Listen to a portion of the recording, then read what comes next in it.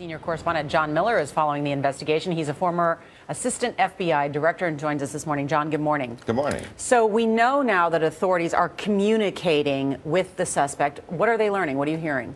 Well, what they're focused on, and we're going to talk about this later in the show, is public safety exception stuff, which is what could endanger the public, what could still be out there. And what they've been able to do is give him questions, and he's answered in writing. But it's basically, where did you make the bombs? Are there any more explosives out there? Any more cells? Are there any more people?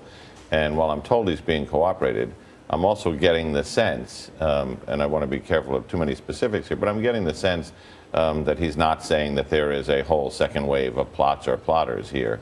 Still, there are places where they made the explosives and other things to find, it sounds like. Well, let me ask you to clarify that then. Are you suggesting that they may not have acted alone? No, I'm suggesting it is appearing much more like there is no other terrorist plot out there, but this is a slow process in writing, and you know, they're going through that now, so information could develop or change. Do we know more, John, about how they may have learned how to put these bombs together?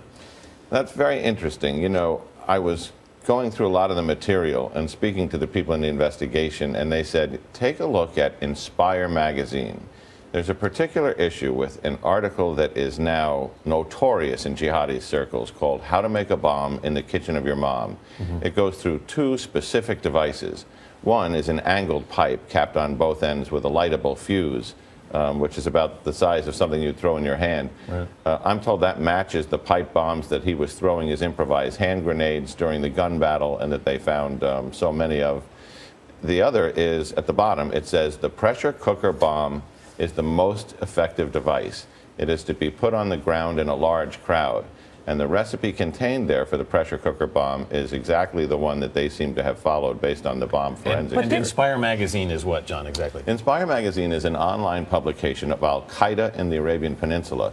It was a magazine published by a young man who comes from Queens, New York, moved to North Carolina, and then escaped to Yemen and worked with Anwar al-Awlaki, who was Al Qaeda's recruiter and online proselytizer. So let me ask you about this. There's been criticism from several members of Congress that the FBI may have dropped the ball, that there have been 5 different individuals who've been questioned by the FBI since 9/11 who then went on to carry out attacks.